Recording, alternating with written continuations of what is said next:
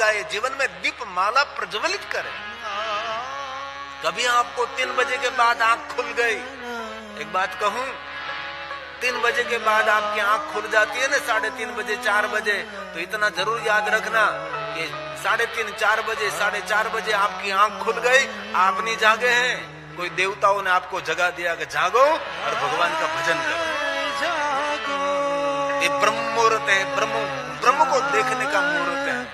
इसलिए साधु संत महापुरुष जल्दी जल्दी सुबह में उठ जाते हैं।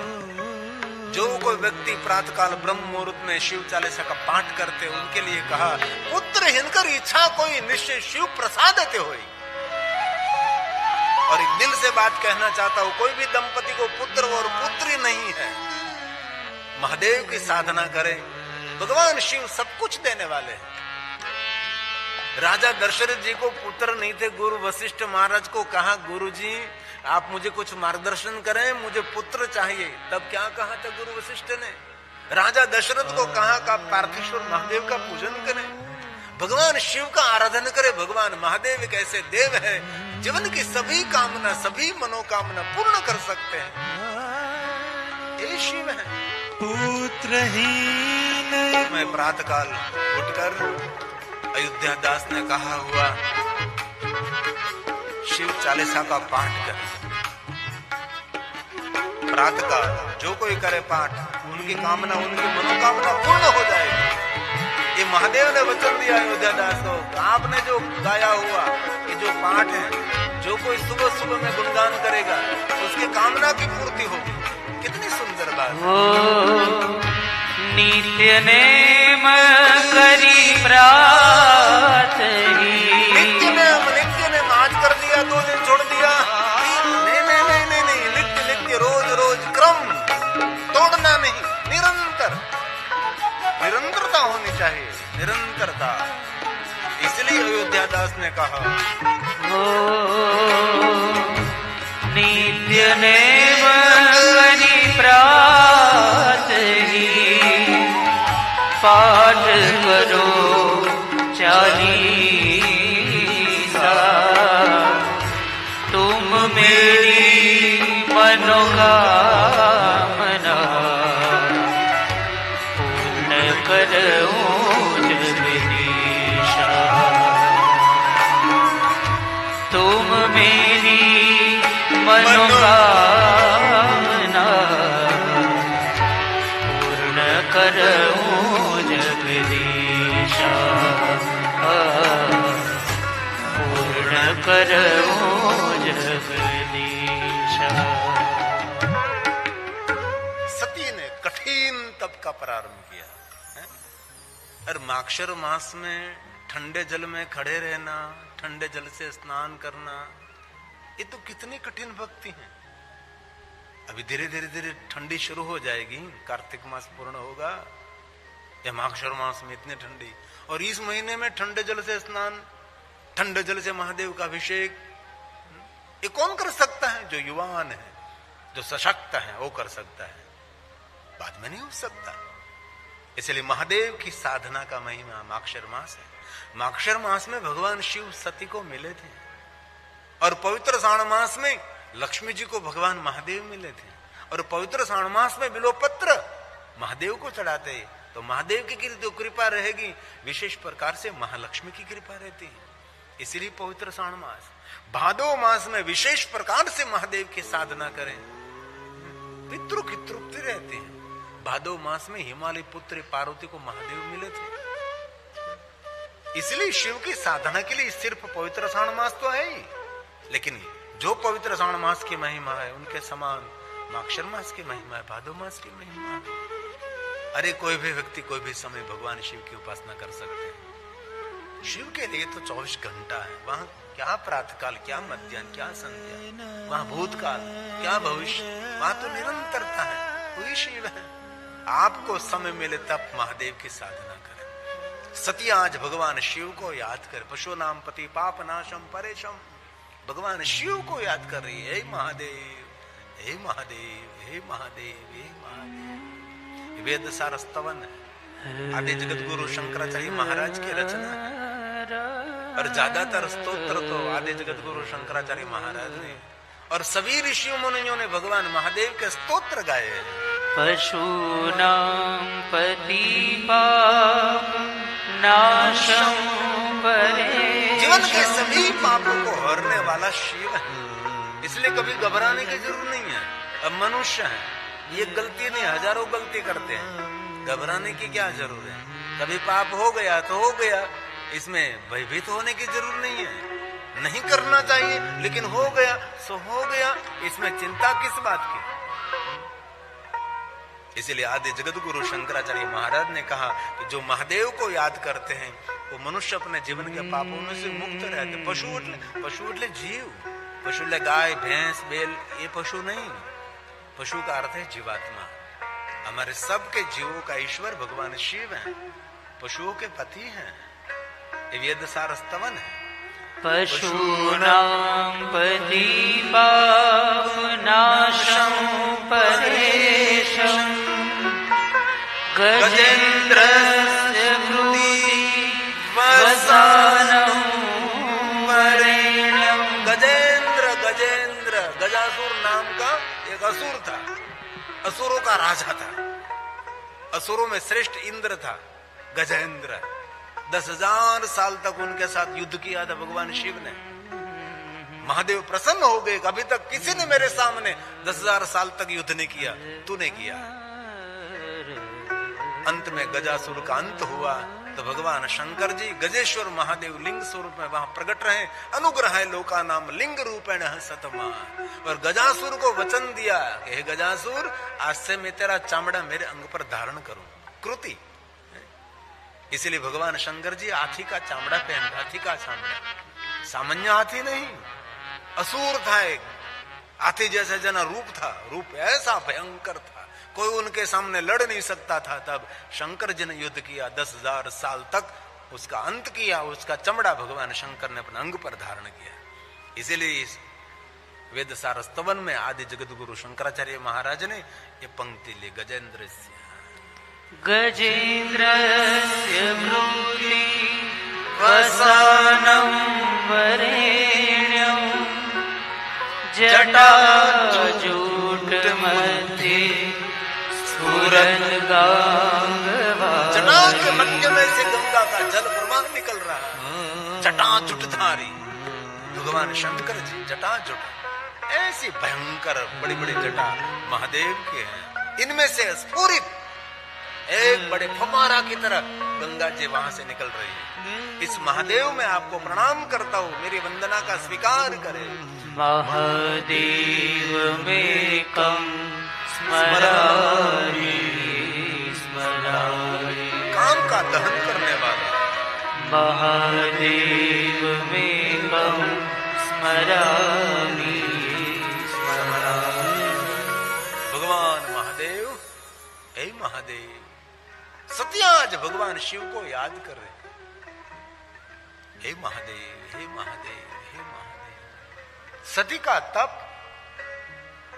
देवता देख रहे हैं और आकाश में से देवता जयकार करने लगे। क्या तप किया, क्या साधना की है।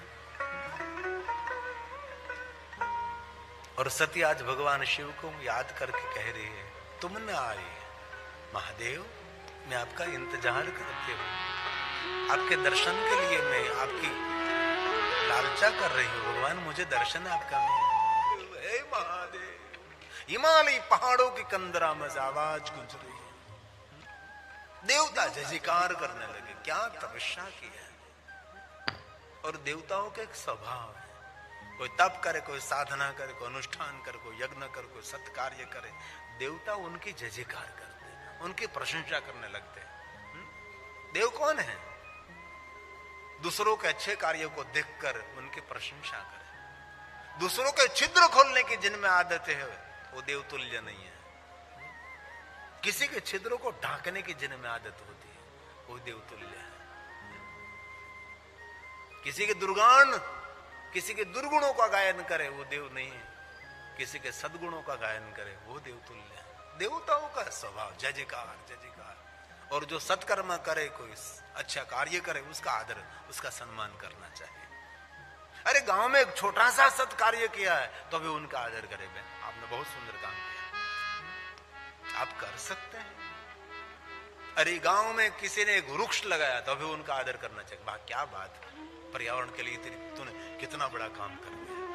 स्कूल में जाकर बच्चों की कोई सेवा करे तो उसके भी मान सम्मान प्रशंसा करे, बात तूने बहुत सुंदर काम किया। अच्छे कार्य को समाज के अंदर सम्मानित किया जाए। देवता जय जयकार करने लगे और महादेव कैलाश में से उठे। आज दूर से देखा हिमालय पहाड़ों के गंदरा में सती तपस्या कर रही है। सती का तप देखकर भगवान महादेव जी हिमालय पहाड़ों के कंदरा में आए। दूर से देखा तो श्वेत भस्म का त्रिपुंड था और श्वेत वस्त्र धारण किए थे। श्वेत वस्त्र ये बहुत शांति देता है। इनमें कॉटन खादी के वस्त्र आपके मन को शांत करता है। ऐसा नहीं कहता कि रेशमी वस्त्र नहीं पहनना चाहिए, लेकिन जिनको साधना पंथ में आगे बढ़ना है उनके लिए ऐसे वस्त्र, सूत्रा वस्त्र, खादी के वस्त्र पहनना चाहिए। ये शांति देने वाला है। बहुत सारी धूप निकल रही है और श्वेत वस्त्र पहने तो इतनी धूप नहीं लगेगी। कभी काले वस्त्र पहनकर निकलना, काला वस्त्र बहुत गर्मी करता है। कॉटन वस्त्र शरीर को शांति देता है, रेशमी वस्त्र शरीर को गर्मी देता है। श्वेत वस्त्र को धारण करके भगवान महादेव को याद कर रहे हैं। हे महादेव, हे महादेव, हे महादेव। बाघ, वरु, सिंह, दीप हिंसक प्राणियों के साथ में रहकर, क्योंकि जहां तप का प्रभाव है वहां प्रेम का साम्राज्य रहता है। दूर से शंकर जी ने देखा महादेव ने कि सती का तप इतना कठिन तप।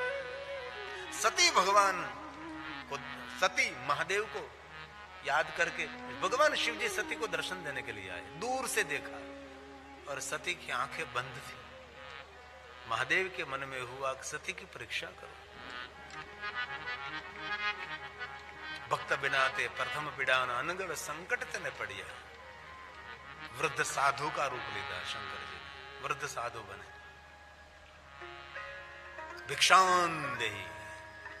सती ने आवाज सुनी, अरे घनघोर जंगल में कभी मैंने मनुष्य की आवाज नहीं सुनी, आज कौन भिक्षा लेने के लिए?